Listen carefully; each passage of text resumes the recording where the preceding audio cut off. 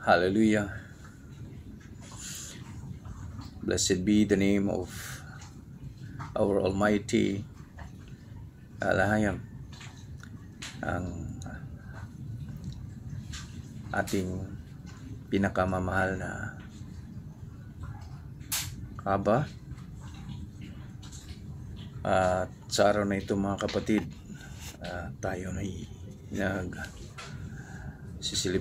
ng 7th day Sabbath. Kaya blessed and wonderful 7th day Sabbath sa ating lahat mga kapatid.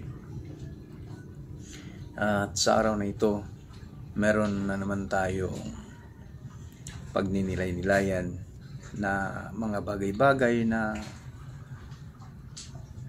makakatulong sa ating pagsisikap, sa ating pagsisikap na masunod ang kalooban ng ating Ama, ng ating Alahayam. Ang ating tatalakayin ngayon o ang ating pagninilay-nilayan ngayon mga kapatid ay itong ilang mga bahagi o mga bagay kung bakit tumalikod, tumaliwas, or sasabihin natin turning back sa pagsunod sa kalooban ng ating Alahayam. Bakit nga ba may mga tao or may mga mananampalatayang tumalikod, umiwas sa pagsunod sa kalooban ng ating Alahayam, sa kanyang pag-ibig na inialay sa atin? Although sometimes ay natatama sa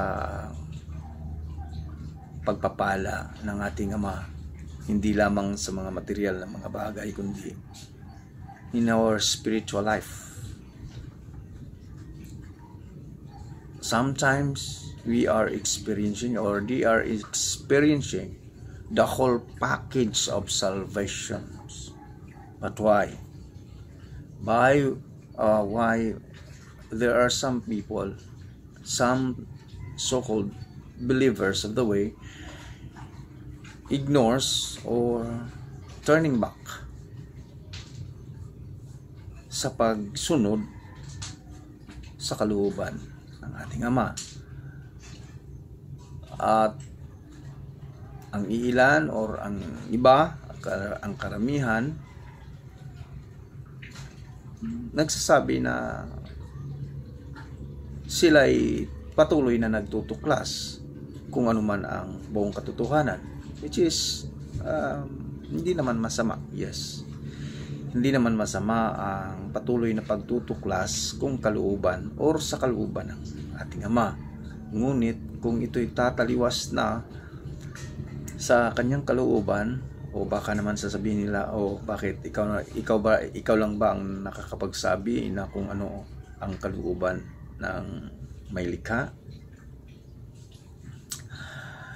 Hindi naman sa ganun mga kapatid o mga kaibigan na tayo ay nagbabagaling or tayo lang ang magsasabing ito ang kalooban ng Ama, ito ang tamang daan, kundi ang pagbabatayan naman natin ay ang referensya na ibinigay ng ating Ama, ng ating Alahayam sa atin, sa tao. The written words, the history, and most especially yung ipinangako niyang magtuturo sa atin sa buong katotohanan at magpapahayag sa atin, magpapaalala sa atin sa kaloob ng ating Ama na kayang sundin ng tao sa pamamagitan ng tinatawag nating banal na Espiritu. Yun ang kanyang pangako through our Messiah. So kung ikaw ay naniniwala na ang ating Ama ay nagpadala ng kanyang representante, ng kanyang representations to the mankind in the persons of the Messiah, well, kailangan mong sundin ang sinasabi ng Messiah. Ngunit kung hindi din naman ikaw naniniwala sa package ng salvation na ipinadama, ibinahagi, binigay ng Ama sa sangkatauhan, so magiging ay skip mo na lang siguro ang pakikinig o panunood sa video ito. Ngunit kung ikay naniniwala na ang ating may likha, ang ating Ama na makapangyarihan sa lahat, ay nagpadala ng kanyang representation to show the mankind for His goodness and His ultimate love to the mankind. So, please, consider this video, consider this message. Hallelujah. So, ayan mga kapatid, babalikan natin ang ating na topic ngayon na the causes of turning back from Alahayam's love and favor. Ang mga dahilan kung bakit tumaliwas, tumalikod, umiwas. Ang iba sa pagsunod sa kalooban ng Ama, sa pagtamasa ng kanyang pag-ibig at pabor na ibinigay sa tao. Meron tayong mga iilang bagay na titingnan dito, ikukonsidera dito kung bakit tumaliwas ang mga taong sometimes na nakakaranas at pinaparanas ng ating Ama ng kanyang pag-ibig na sinasabi natin kanina, the whole package of salvation. The whole package. Sabi nga ng mga Christian, ang pinagbabatayan ng mga Christians kung anong pagbibigay ng Ama ng kaligtasan sa tao ay yung sinulat ni Pablo sa Ephesians chapter 2 verse 8 to 9, that ang nakasulat doon, for it is by grace that you have been saved through faith. Diyan lang puputulin ng karamihan para masasabing ang pagbibigay ng ating Ama, ng ating alahayam ng salvation ay through His grace and through our faith. Okay. Natatalakay na natin yun mga kapatid. Ngunit babalikan lang natin ang senaryo kung bakit tumaliwas nga ang tao sa kalooban ng Ama. Kung bakit natitempt ang tao o kung bakit nalihis ng tao ang pagsunod sa kalooban ng ating alahayam. Babalikan natin ang senaryo doon sa Garden of Eden. Let me, mga kapatid, na babalikan natin yun dahil kukunin lang natin ang unang ugat kung bakit tumaliwas ang tao sa pagsunod sa kalooban ng ating Ama. Although the instruction of the Father, the instruction of our Elohim is very clear to Adam. Doon na lang tayo kay Adam magsisimula dahil we are the descendants of Adam, tayong lahat ngayon.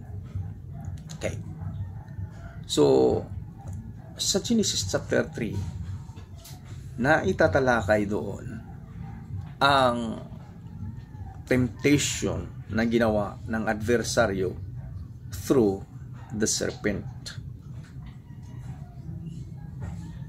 So may conversation si Eve at saka ng serpent sa Genesis chapter 3. Kinukonfronta ng adversaryo through the serpent at tinitest niya ang kalaman ni Eve sa instruction ng ating Ama. Ngayon ang sinabi ng serpent, totoo ba, Eve, totoo ba na kung kayo'y kakain sa bunga ng punong ito, kayo'y mamamatay. Anong sinagot ng babae ni Eve, ng ating lula, great grandparent?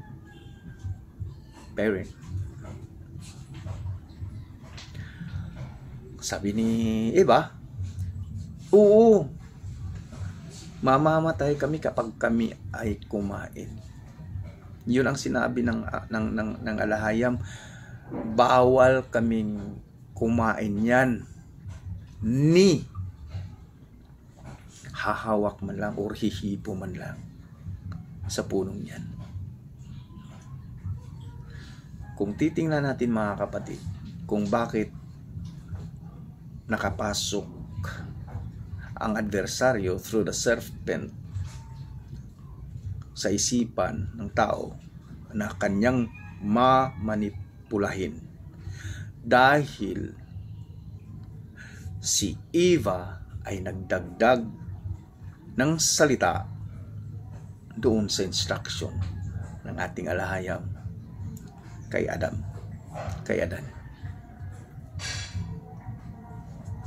Babalikan lang natin and let me read, mga kapatid, dahil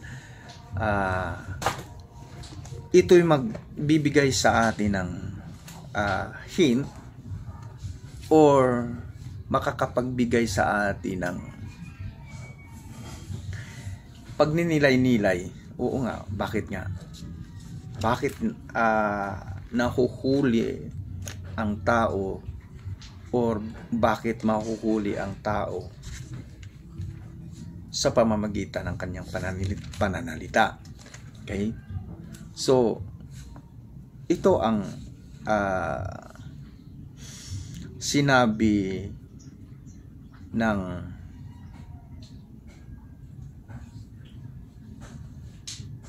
Ama kay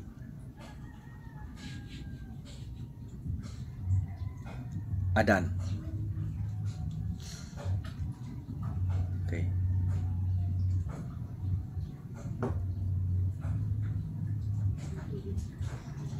Dito sa chapter 2 ng Genesis, verses 16 to 17, ito ang sinabi ng Ama. Ito ang instruction ng Ama kay Adan. Okay?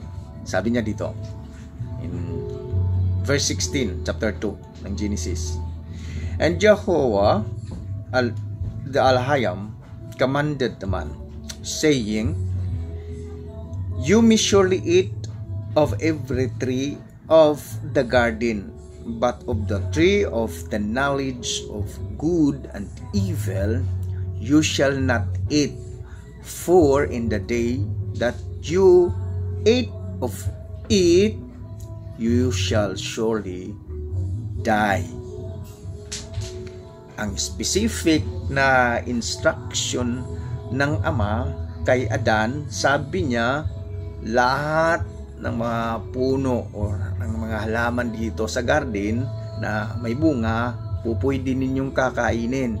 Ngunit ang kahoy, ang punong kahoy ng knowledge of good and evil, hindi kayo pwedeng kumain yan, dahil sa panahon na kayo'y kakain yan, kayo'y mamamatay. Ngunit ano ang sinagot ni Eve dito sa serpent? Okay? Sabi ng serpent kay Eve, did Alahayam actually say you shall not eat of any tree in the garden? Mga kapatid, how tricky the question is. Diba? Tingnan nyo. So ngayon, ang babae na sumagot sa Eva, nagsabi to the serpent, we may eat of the fruit of the trees in the garden, but Alahayam said, you shall not eat of the fruit of the tree that is in the midst of the garden, neither shall you touch it, lest you die. So napansin na natin dito mga kapatid, na may idinagdag si Eva sa sinabi ng ating alayang. Ano ang specific na sinabi ng ating ama doon kay Adam? Sabi niya, pwede kayong kumain sa lahat ng mga bunga ng mga punong kahoy dito maliban sa puno ng kaalaman sa pagdidetermina sa mabuti at masama. Sa kahoy na yon.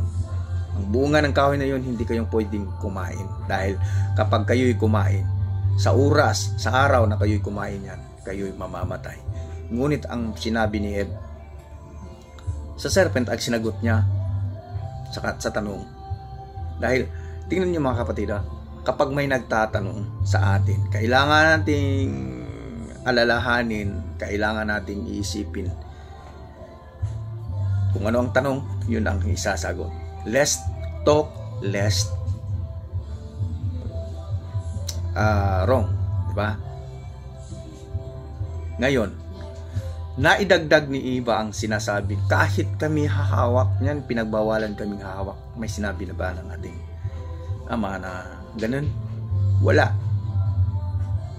So, ano ang matatawag natin doon kay Eve? Lack of knowledge. Nakulangan ng kahibalo, lack of knowledge, nakulangan ng kaalaman si Eva. Paano ba na-deliver din ni Adan ang salita, ang utos ng ama kay Eve? Yun din ang isang katanungan. Ngunit nakikita natin dito na may tinatawag na lack of knowledge. So mga kapatid, one of the causes of turning back from Alahayam Sui and Fibor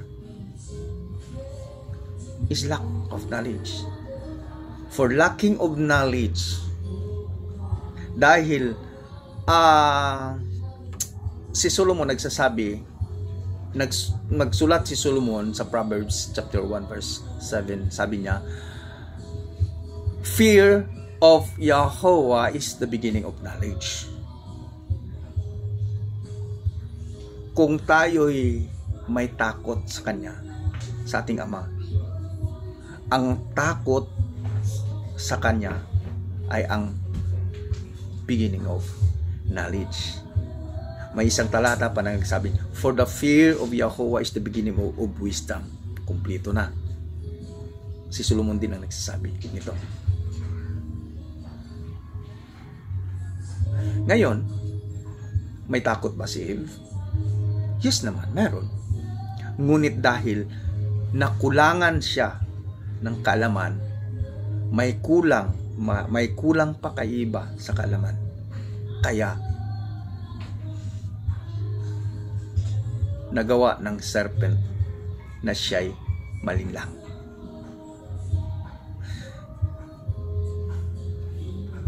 Ang propesiya o ang sinabi ng prophet Hosea sa chapter 4 verse 6, sa kapanahunan na ng maraming henerasyon na nagdaan mula kay Eve, yung mga Israelita ay namumuhay na sa kanilang kagustuhan. Pinaparapisay ni Prophet Hosea, through the mouth of Prophet Hosea, sabi ng Ama, for my people perish because of lack of knowledge. Because they neglect knowledge, they neglect wisdom. And who is the root? Sino ba ang ugat o saan ba nagmumula ang wisdom and knowledge? Diba sa ating Ama? For my people perish because of lack of knowledge.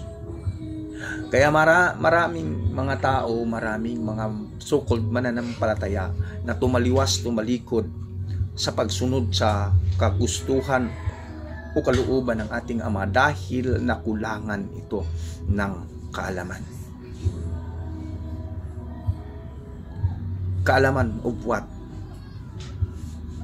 Concerning His guidelines. Nakulangan. Si Eva, nakulangan yun. Bakit? Bakit dinagdagan ni Eve ang kautusan? Yun ang nangyayari sa ating mundo ngayon. Yun ang nangyayari sa mga tinatawag na mga mananampalataya, kung bakit marami ang tumaliwas, kung bakit marami ang hindi na sumunod sa kagustuhan ng ating Ama dahil of lack of knowledge. Because of lacking of knowledge, some people, and there are some individuals, are trying to destroy the Torah of our Alahayam by putting their own guidelines. Dahil lang sa kanilang kagustuhan for they love to do what they want.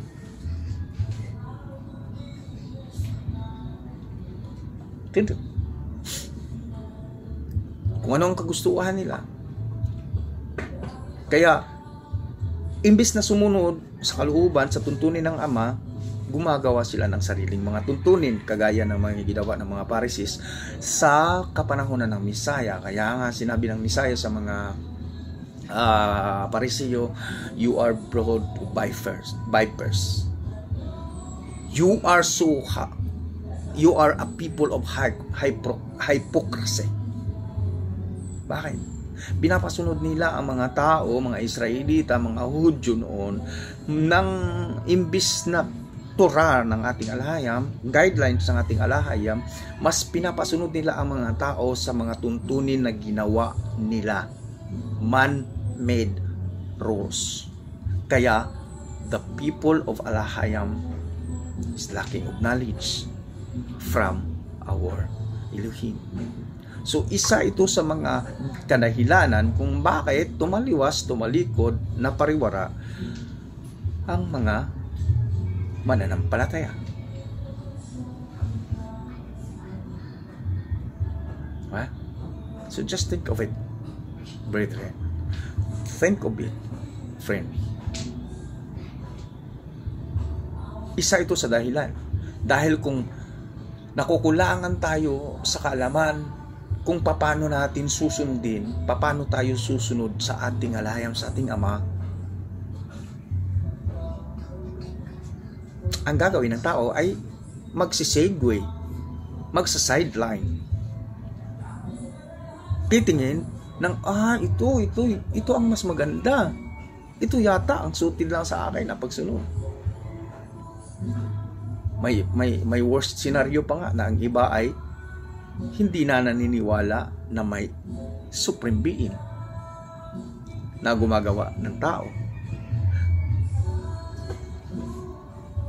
May mga iba pa na mga manunuro ngayon na tinuturo nila na hindi nga tayo gawa ng Ama, hindi tayo gawa ng Elohim, hindi tayo gawa ng Alahayam.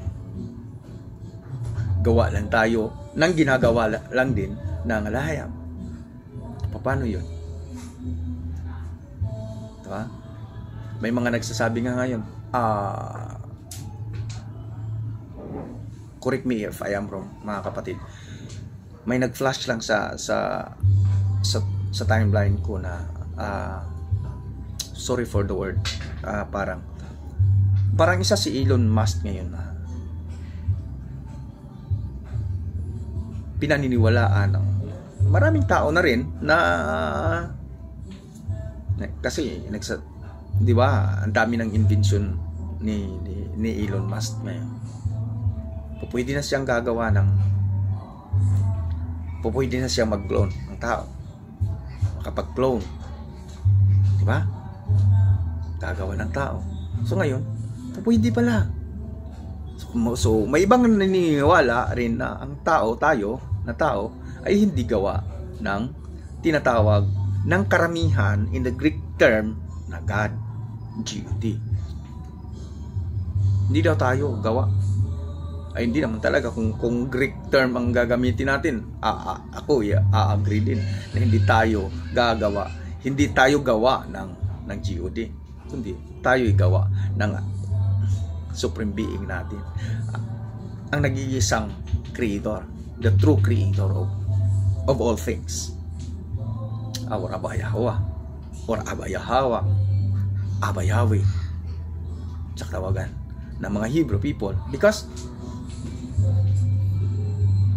sino ba ang tinutukoy ng supreme being na tinatawag niyang my people? Sino ba ang nagdedetermine nito? Di ba ang supreme being na yon? Okay. So, isa sa mga dahilan kung bakit nag-turning back ang ibang mga mananampalataya sa kalooban ng ating Ama, because of lack of knowledge. Knowledge from our Elohim. Hindi knowledge yung human intellect. Hindi. Yung kaalaman na nanggagaling, yung wisdom na nanggagaling sa ating Ama. Hallelujah. So pangalawa na ating makikita nito na kadahilanan kung bakit tumalugas ang tao sa kalooban ng Ama ay itong tinatawag na disobedience. Disobedient.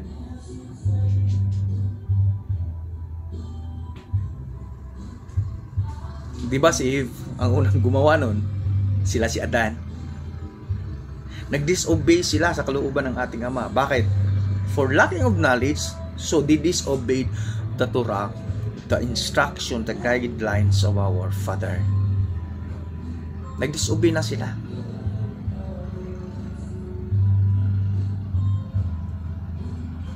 Hanggang ngayon sa ating kapanahunan ngayon, babasahin nga natin ang Ephesians chapter 2. Babasahin natin yung pinagmulan ng doktrina ng Christianity about salvation. Okay.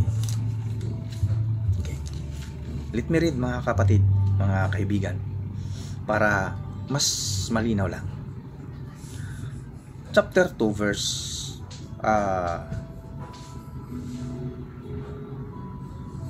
1 tayo mag-umpisa. Sabi dito ni Paul, "And you were dead in the trespasses and sins, in which you once walked, following the course of this world, following the prince of the power of the air, the spirit that is now at work in the sons of disobedience, among whom we all once lived in the passions of our flesh, carrying out the desires of the body and the mind, and were by nature children of wrath, like the rest of mankind." So ngayon, mga kapatid, sinabi dito ni Pablo, once we all live in the passion of our flesh, the old self na tinatawag ni Pablo nung tayo'y hindi pa nakakaranas ng whole package of salvation na ibinigay ng ating Ama. Ngayon, once nararanasan natin at napag-alaman na natin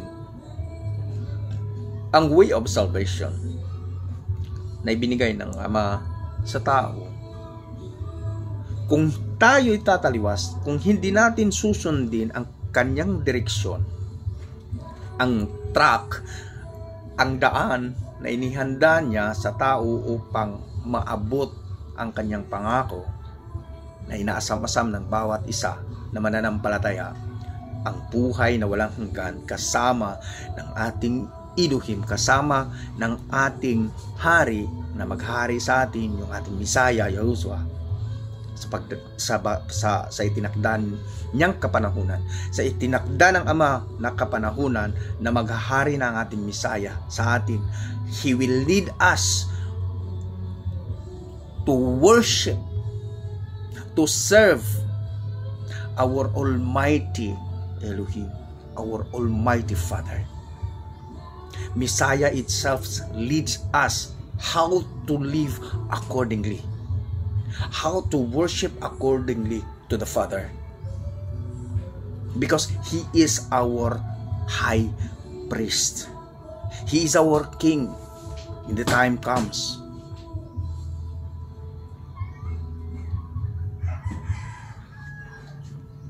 Yun ang senaryo na darating. Ngunit, sabi nga ng writer ng Hebrew, it is a dreadful things to fall into the hands of Elohim. Once they experience, sabi ng writer ng Hebrew, once they are experiencing the love of the Father through the Messiah, and then backing up, turning back, it is hard for them.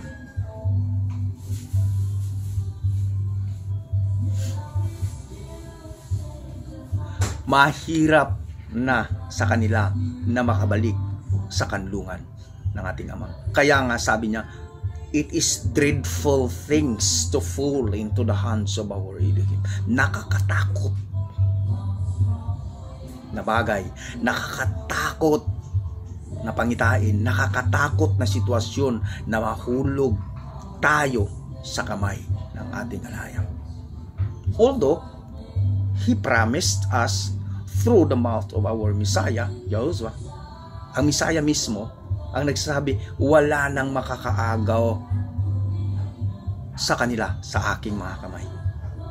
Wala nang makakaagaw kung tayo'y nasa sa kamay na ng ating Elohim through our Messiah na siyang daan patungo sa ating Ama. Wala na makakaagaw.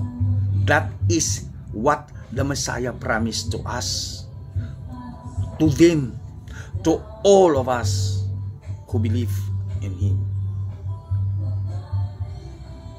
Although He promised us na wala na makakaagaw, ngunit just remember, brethren, that our Heavenly Father gives us a free will mula pa doon sa panahon ni Adam and Eve. Kaya nga hinayaan niyang magdesisyon si Eve. Hinayaan niyang magdesisyon si Adam. Paano nila sundin ang kanyang utos? Hindi niya ginawa tayong tao na parang robot na pinoprogram na limited lamang ang kayang gawin, na siya ang magmamando ng dito ka talaga, dito ka. Ngunit ang ibinigay ng Ama sa atin, because of His great love, ibinigay niya sa atin ang free will. Ano ba ang free will?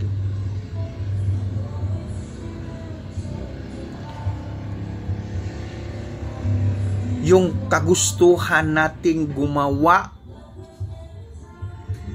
ng kabutihan, kagustuhan nating gumawa sa ating mga sarili, on how to determine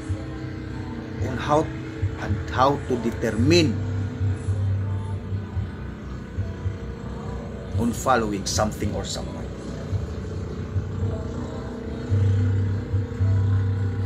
Yan ang free will na binigay ng ating Ama sa atin. Kaya kung pipiliin nating mag-disobey sa Kanya mga tuntunin, we are disobedient. So, what are the things na mga dahilan kung bakit turning back, sit aside, nagsa-sideways, nagsa-sideline ang ibang mga mananampalataya dahil nga of lacking of knowledge. Sabi nila, hindi, mas magaling kami sa inyo, mas magaling pa nga ako sa inyo, Brother Noli. Mas marami pa akong alam at nalalaman kaysa iyo. I don't rebut, I don't argue, and I never. Bakit?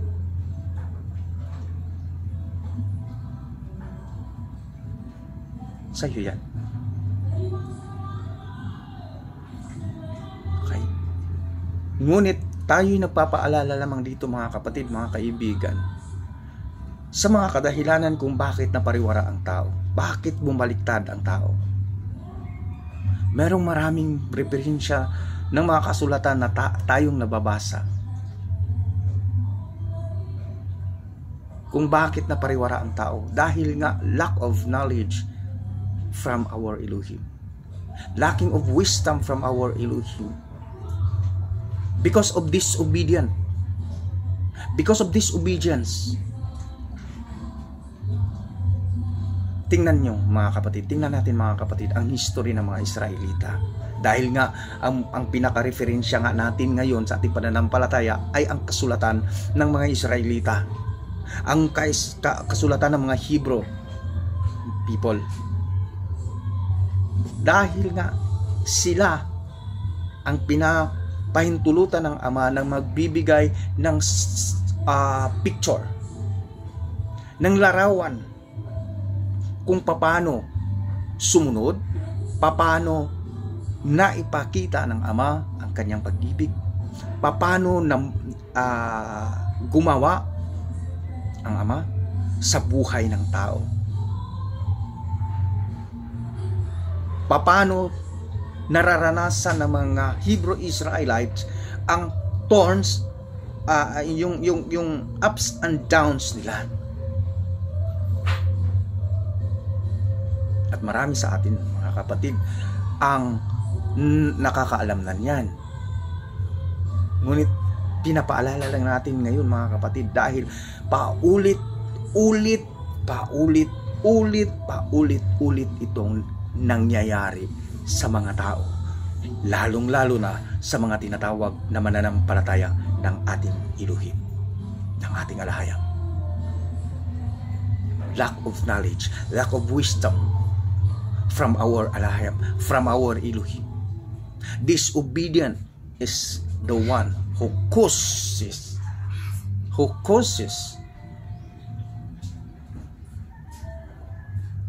the so-called believers of turning back on following the Torah of our Elohim. Pangatlo, na mga dahilan, isa sa mga dahilan kung bakit bumaliktad, bumalik sa dating gawi, sa dating pamumuhay ang mga once upon a time experiencing the whole package of salvation of our Elohim. Itong tinatawag na lust. Sa Bisaya, pangibog sa unod. Lust of the flesh, lust of the eyes, and all kinds of lust.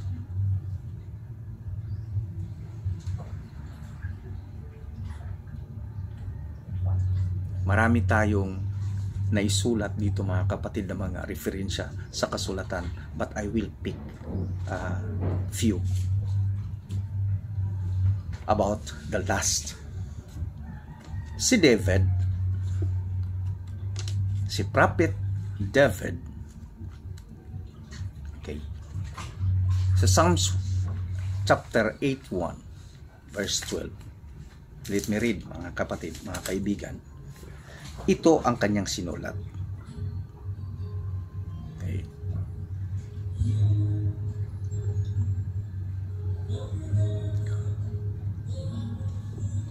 11, ako mag-uumpisa. Sabi niya dito, Sabi ng Ama, through David, through the mouth of David, "But my people did not listen to my voice. Israel would not submit to me." Ano ang nakikita natin dito? Disobedience. Okay? Verse 12.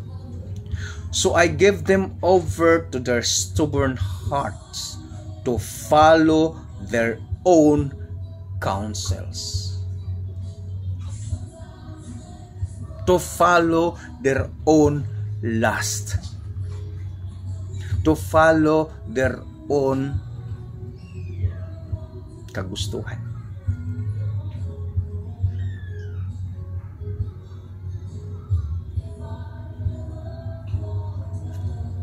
Isa ito, mga kapatid, sa mga kadahilanan kung bakit iniwan ng isang individual ang pagsunod sa kalooban ng Ama. Dahil sabi nga ng iba, ang naririnig ko sa iba, sabi nila, dami kasing bawal sa inyo.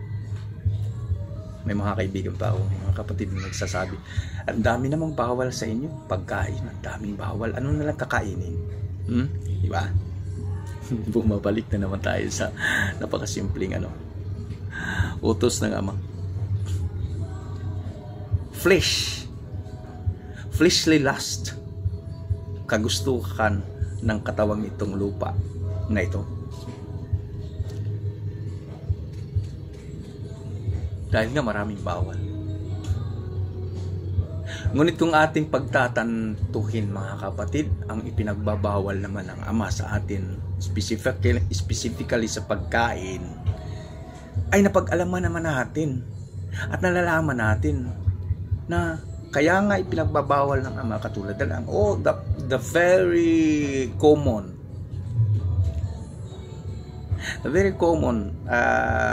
myth na ipinagbabawal ng ating Ama dito sa atin, lalong-lalo na dito sa Au Pair at kahit saan pa man, itong karne ng baboy,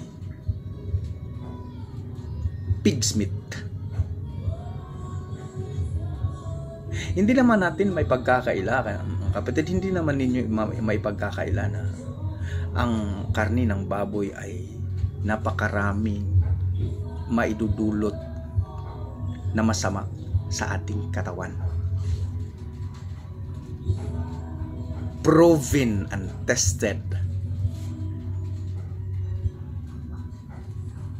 Science, mga doktor, nagsasabi na ng katotohanan about pig's meat. Pero bakit hindi natin maaayawan? Hindi ninyo maaayawan. I mean, let me correct myself.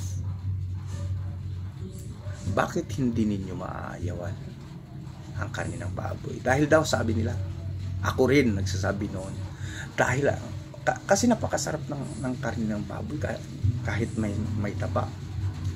Lalong-lalo na pag iniihaw lamang ito. Napakasarap. Inihalo sa kinilaw na isda, sinublaw na ang tawag. Napakasarap. Napakabango ng amoy.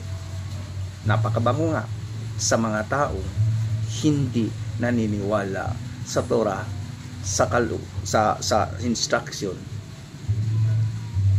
sa utos ng Ama. Ang ipang hapin, ang ipang lalapat na dahilan upang masunod lang ang layaw ng lamang ito, ng katawang lupang ito, ay ang sinabi daw ng Misaya na hindi naman yung papasok sa bibig ang makakapag parumi ng tao, kundi ang lumalabas. Ang sinabi ng Ama doon kay Peter na huwag mong tatawaging marumi ang nililinisan na ng alaya. Ngunit mga kapatid, totoo ba talaga na pagkain ng pinagbabawal ng Ama ang pinatutungkulan din ng Misaya at ng Ama?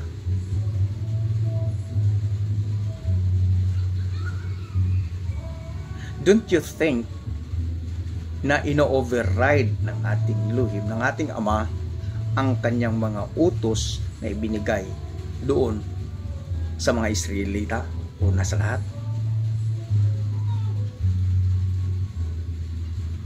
Na mismo ang Misaya ang nagsasabi, Matthew 5:17-19, verse 17, sabi niya, hindi ako pumarito upang i-abolish ang Torah, ang law, at ang mga propita, kundi tutuparin ito. Ay, sabi naman ng iba, ay oo, di ba? Ang Misaya ang nagsasabi mismo na siya nang bahala, siya nang tutupad lahat, kaya mamuhay na lang tayo ng may kalayaan. Ganun ba talaga ang sinabi ng Misaya? Or yun ang kagustuhan ng katawang lupa mo na kinukurap ng adversaryo mula sa kapanahunan ni Adan at saka ni Eva?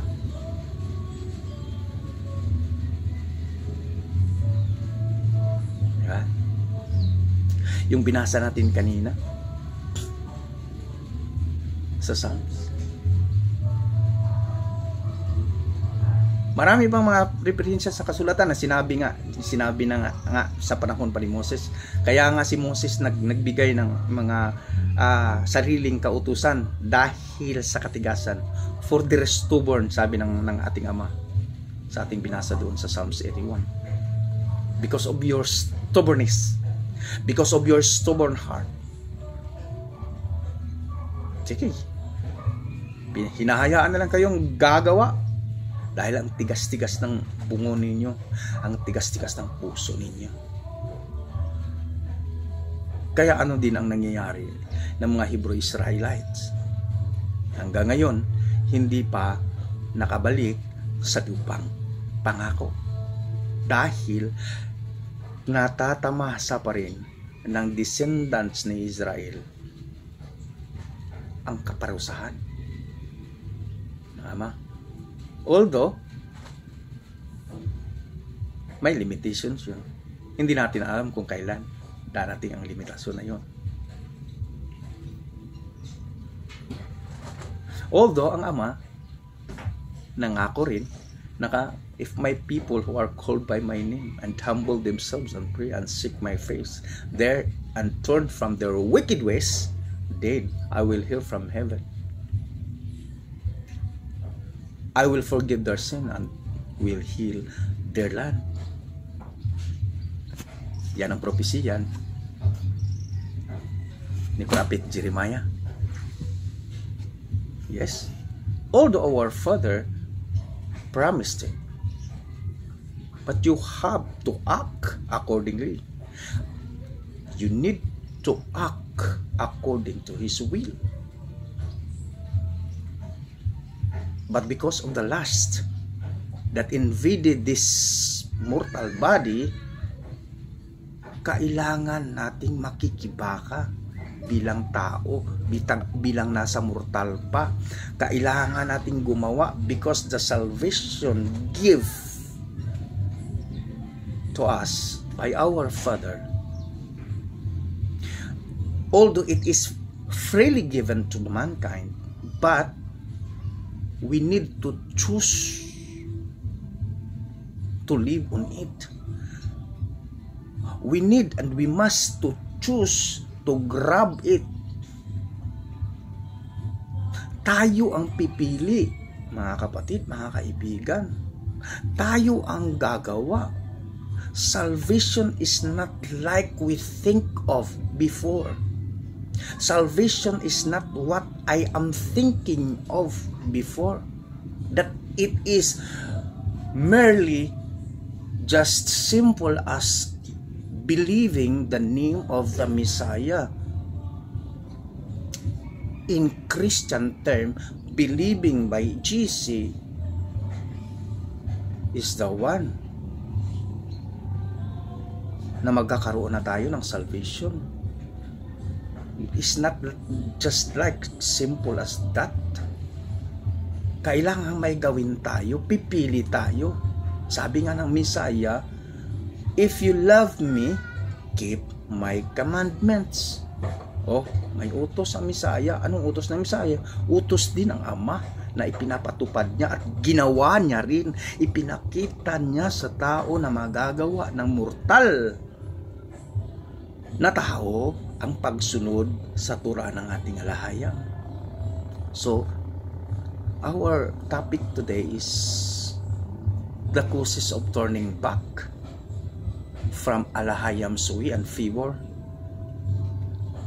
Mga kadahilanan. Hopefully, na ipaparating natin mga kapatid ng malinaw at simple na kaya nagagawa ng tao. Kaya pinapaalala din natin na kailangan ng tao upang hindi bumaliktad ang kanyang kaisipan, hindi maibaliktad ng adversaryo ang kanyang kaisipan at iiwanan ang kalooban ng Ama. Dahil tayo ang pipili. Yes, ang ating Messiah ay nakapagsabi na hindi kayo ang pumili sa akin. Hindi kayo ang unang umibig, kundi ako ang unang umibig sa inyo. Totoo. Absolutely. Yes, it is true. Siya ang unang umibig sa atin. Dahil siya nga ang gumawa sa atin. Ang ating Ama. Ipinakita niya ang kanyang great love. His unmerited favor. The ultimate redemption na ginawa ng ating Ama. Pinadala niya ang Messiah.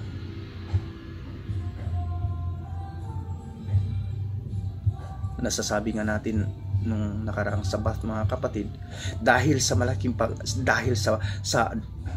malaking pag-ibig ng ating Ama sa tao, yung galit niya sa tao bilang ang tao ay nagiging stubborn, matigas na ang bungo, ginagawa na ang hindi dapat gawin, ang kanyang galit na yun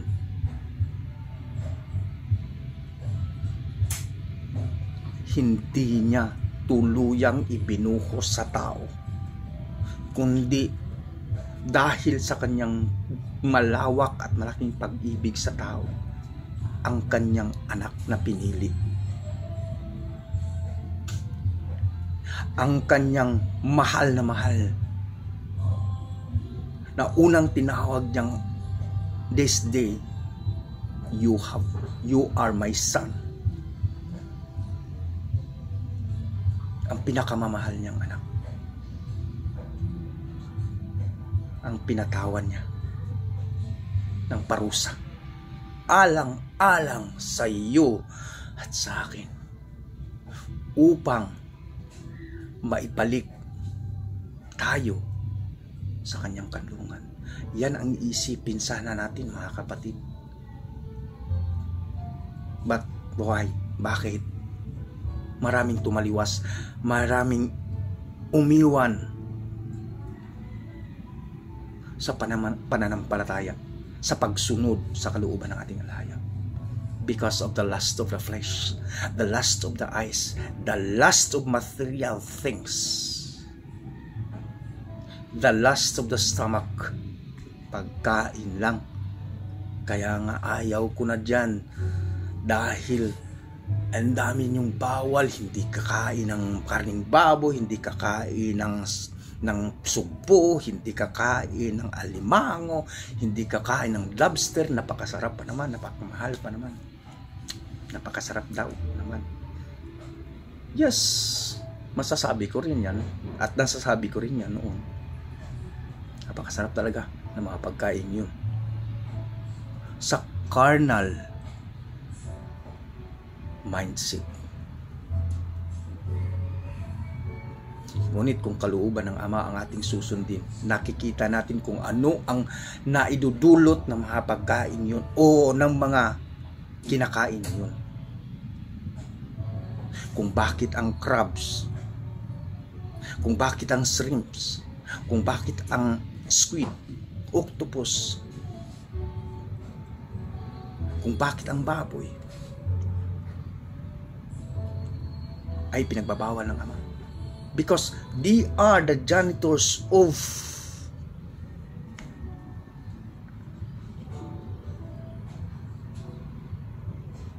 the earth. Lahat ng mga marurumi sa dagat, sila ang naglilinis, sila ang kumakain upang iparating sa tao ang malinis na pagkain sa ibang mga lamang dagat, sa lamang lupa. Hindi pa ba malinaw sa atin, mga kapatid? Science na ang nagsasabi, nagpapatunay. Kung hindi ka naniniwala sa Biblia o sa kasulatan, dahil ito'y sulat lang ng tao, ng kung sino-sino, sabi ng iba, o di, kung doon ka naniniwala sa science, di maniwala ka na tama ang sinasabi sa kasulatan na pinapatunayan ang siyensya.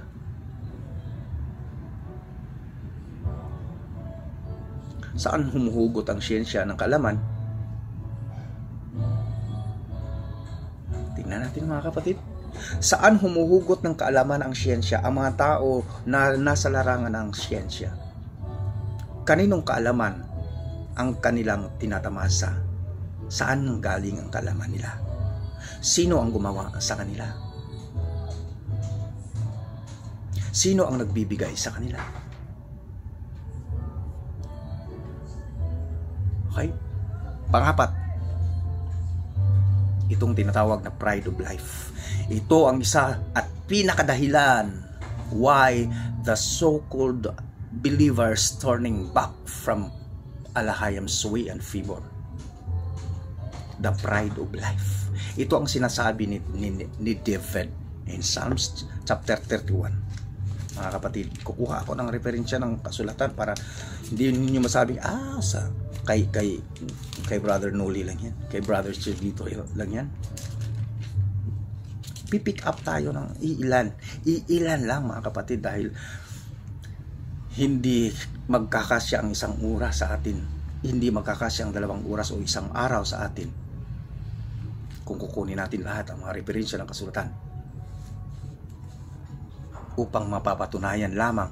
But one word is enough to a wise person.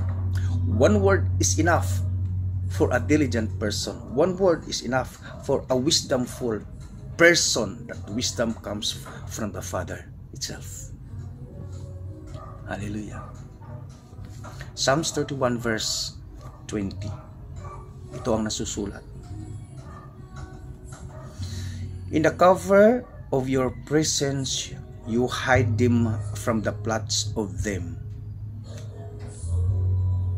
You store them in your shelter from the stripe of the tongue.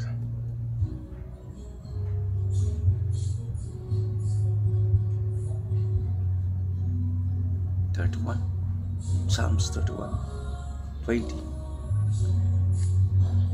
And Proverbs 8:13.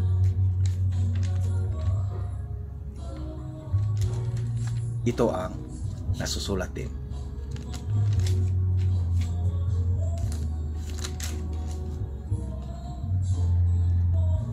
Okay. The fear of Yahweh is hatred of evil. Pride and arrogance and the way of evil and perverted speech I hate. So, tingnan nyo, mga kapatid, sabi dito ni Solomon, the fear of Yahweh is hatred of evil. So ngayon, Kung tayo may takot sa ating alayam, sa ating Elohim, sa ating may likha,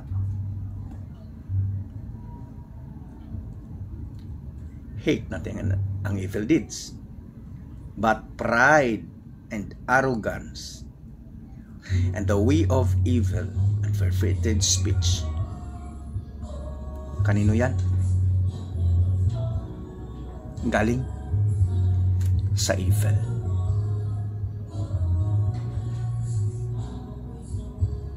Kaya nga si Prophet Isaiah nakakapagsabi din ng ganito.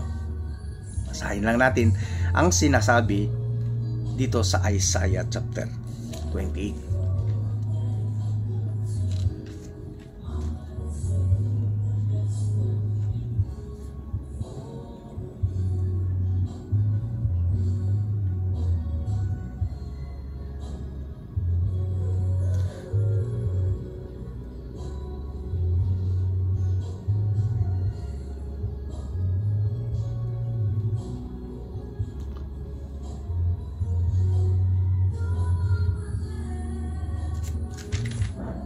Okay. Read me mga kapatid. 49:16.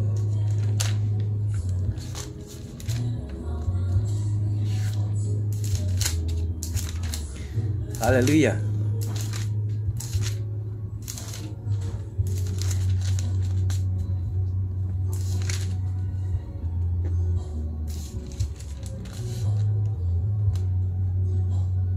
Okay. Ito ang sabi, ang propesya ni Jeremiah. The horror you inspire has deceived you, and the pride of your heart, you who live in the cleft of the rock, who hold the height of the hill, though you make your nest as high as the eagles, I will bring you down from there, declares Yahweh.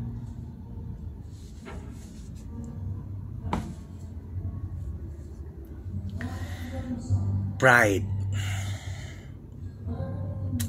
garbo, mapagmataas.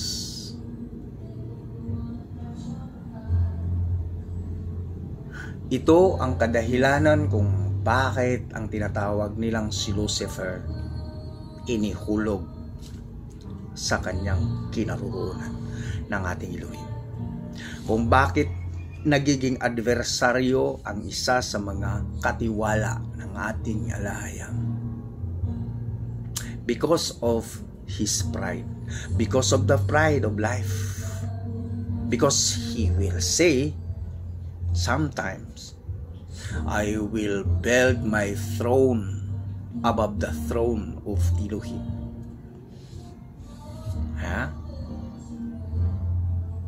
Dahil sa garbo, dahil sa pagmamataas ng isang tao, an arrogant person, because of his arrogant,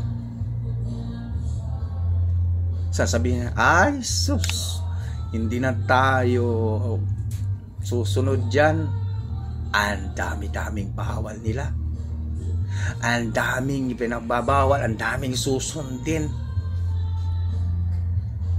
Biro mo ganito ganyan, mas matalino pa ako sa mga taong yan, mas marami pa akong alam sa kanila. Bakit susunod pa ako sa kanila? Mas may pera pa ako sa kanila, mas dato pa ako sa kanila, mas mayaman ako sa kanila, mas educated ako kaysa kanila, I have a degree holder kaysa nagtuturo dyan.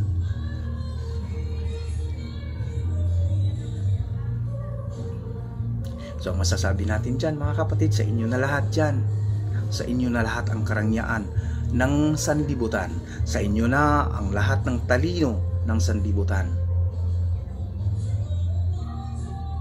Sa akin na ang aking Ama, sa akin na ang aking Aba Yahuwah, sa akin na ang Almighty Father, sa akin na ang Messiah na nagbibigay sa akin ng daan patungo sa aking Ama.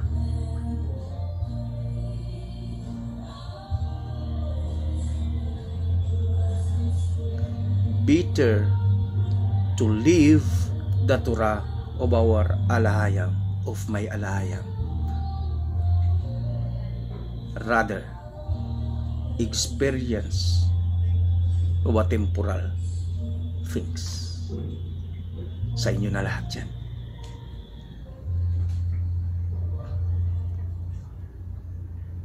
Because my alahayam is the owner of all things. Hallelujah. Pride, isa at pinakadahilan kung bakit napariwara ang tao sa pagsunod sa kalooban at pabor ng ating alahayam.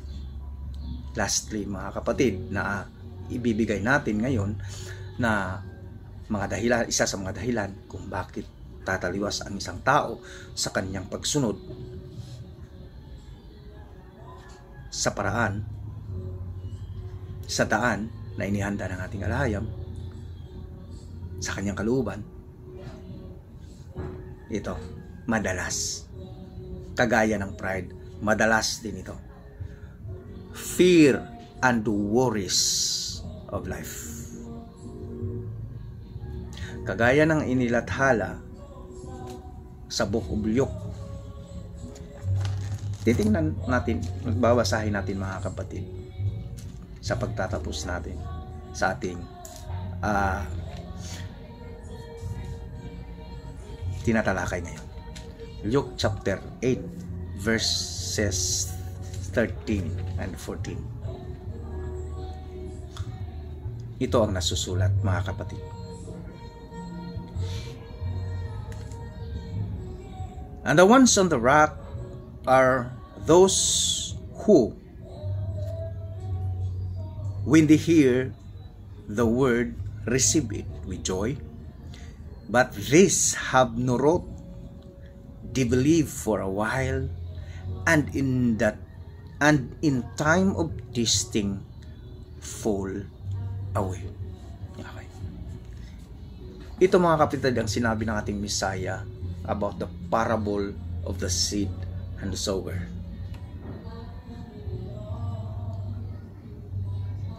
Yung inilathala niya ng mga binhi, seed na nahuhulog sa maraming mga bato na parte. Nakukunti lang ang lupa. Sila'y tumubo kaagad. Sabi nga ng Messiah, when they heard the words, they delightfully accept and believe it.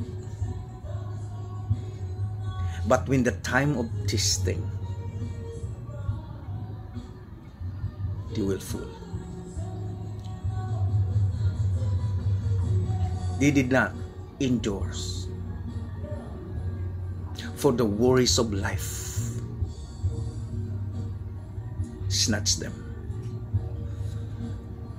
Yun naman mga kapatid, ang iba din, kung hindi pride, na sila'y mas magaling, mas mayaman, mas maranya, ang karamihan din kung bakit tumaliwas dahil sa pangangailangan temporal. Ayoko na dyan dahil hindi tayo makakapagtrabaho pag sabat. Hindi tayo. Daming bawal. Ayoko na dyan. Dahil hindi tayo hindi tayo makakapagpanabong, hindi tayo makakapagsugal. May na lang. Okay. Ayoko dyan dahil dahil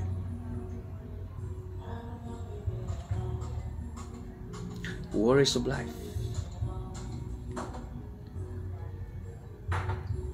Gagawa na lang ako. Magtatrabaho na lang ako. Paano na lang ang ipapakain ko sa pamilya ko. Okay. Dami. Worries of life. fear and worries of life.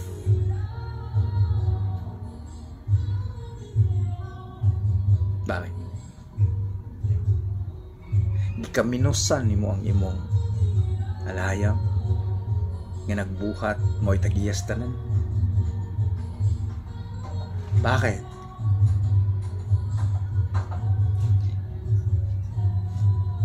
Hindi ba makakapagbigay sa iyo ang may-ari ng lahat? May mga kondisyonis lamang siyang ibinigay. Deuteronomy 28, Matthew 6:33. Anong sinabi ng Misaya? Matthew 6:33. Pinakagasgas na berso ng mga Christians at ng iba pang mga nasasabing mananampalataya. But seek first His kingship, His kingdom and His righteousness, and all these things will be given to you as well. Pangako. Sinungaling ba ang Misaya? Sinungaling ba ang Ama? Nung sinabi niya kay Moses, sasabihin mo sa mga Israelita, kung kanilang susunding mabuti at makinig ng maagap sa aking mga salita at mga inuutos sa kanila, lahat ng pagpapala ay makakamtan nila kung sila'y susunod sa aking mga utos. Bakakon ang Ama? Sinungaling ang Ama? Sinungaling ba siya? Sinungaling ba ang ating Misaya? O ikaw o ako ang sinungaling at nagsisinungaling? So mga kapatid, mga kaibigan, napahaba ng konti ang ating talakayan. Napahaba konti ang ating pagpapaalala at encouragement dahil ito ang pinagkaloob ng Ama sa atin sa araw na ito, sa oras na ito. Sana po mga kapatid, mga kaibigan, mabigyan ninyo ng kunting pag-iisip o pagninilay-nilay, mabibigyan nyo ng kunting konsiderasyon ang ating mga nasasabi ngayon. And I really believe mangyayari ang sinabi ng ating Misaya sa Matthew 7, na kung kayo'y maghahanap, kayo'y makakatagpo. Kung kayo'y kakatok, kayo'y pagbubuksan.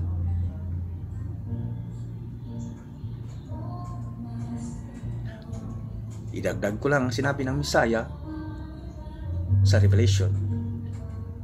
Sabi niya, I am standing in the door, at your door.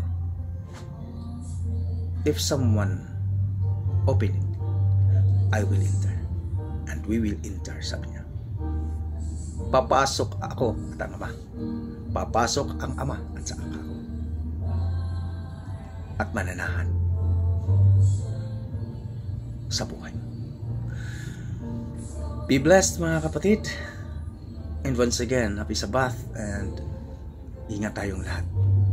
Sana po nakakapagbigay na naman tayo ng kunting pagpapaalala concerning to our faith, to our Almighty Creator. And believe our Elohim never changed. He is the same yesterday, today, and forever.